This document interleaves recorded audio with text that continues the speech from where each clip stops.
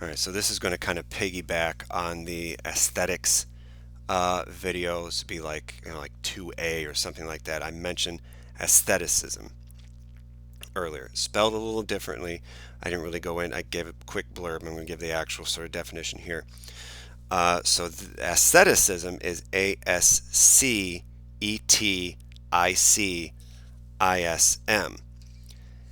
Aesthetics, Aesthetics, or Aesthetic, ISM. So there's a sort of spelling difference, AESTH versus ASCET. So there is a slight spelling difference a little bit later in the alphabet. And then here's we talked about that sort of idea of art and beauty and understanding that, and the knowledge of it and the appreciation of it. For aestheticism, the principle of self-denial for the purpose of attaining a heightened state of spiritual awareness, intellectual acuity, or physical ability. The term, it's again Greek, meaning hermit and exercise, was first applied to the austere regimen, followed by soldiers and athletes, but it is primarily associated with religion. Aesthetic philosophies and practices are found in almost all the world's faiths. The renunciation of physical pleasures and material comforts can mean not just the abstinence from pleasure, but self-inflicted suffering, enduring harsh conditions, fasting, or mortifying the flesh. Some religions actually, you see the guys like flaying themselves and other stuff and like hitting themselves with it. Things along those lines. And sometimes entails a complete withdrawal from the outside world into a monastic, monk-like life of discipline and meditation. Asceticism is one of the two great techniques employed within religious and ethical systems to achieve a state of harmony considered impossible when one is too much involved in everyday life, the other being moderation or temperance. Either way, it's dealing with just not going crazy on everything you want, not just fulfilling in with every whim or just following every sort of impulse.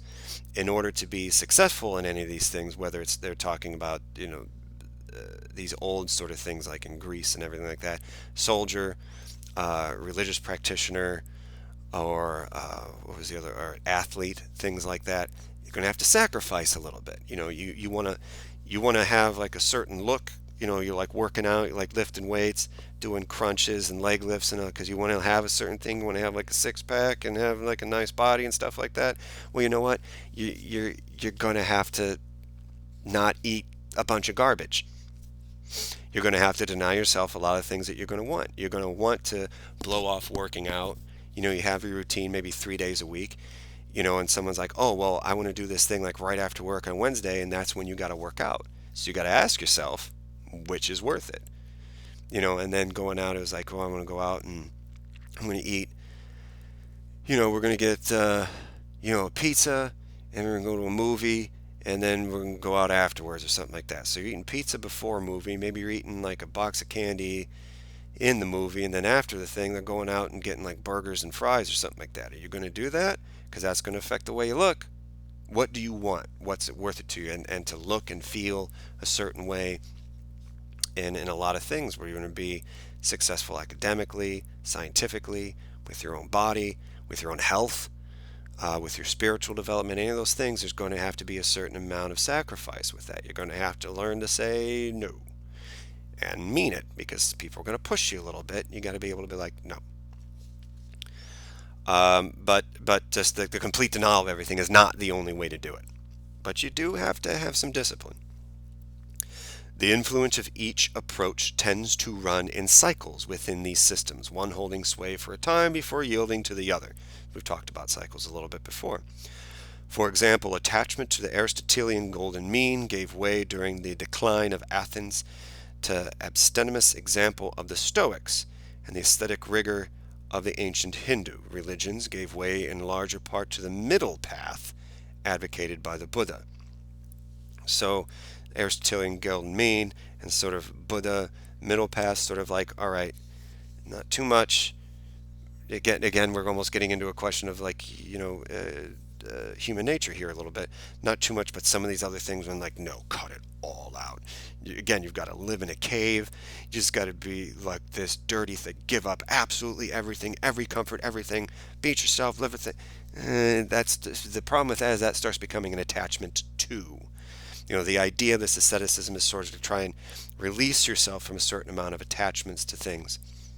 Attachment doesn't just necessarily mean I really like my couch or my TV or something like that. There's attachments to way of thinking. There's attachments to thinking and continuing that. And you can be attached even to being attached or attached to trying to not be attached. And sometimes some of these ways, when they get too far one way or the other, kind of lose sight of that. While doctrines that counsel moderation tend to seek a balance between competing worldly claims and spiritual goals, never allowing any one aim to become paramount, asceticism disdains the world, seeing it as a contaminating influence that must be purged in the spirit if the spirit is to be free. It has long been part of Christian dogma, although, as is true in most faith, it is mitigated in practice, with ascetic strictures followed rigorously only by certain sects, cults, and members of the clergy. So, again, just a way to kind of clarify that difference between that other one that we did, aestheticism and asceticism. They're very similarly pronounced, some similarities in spelling, slight difference in meaning with that. So that's just to clarify that part there.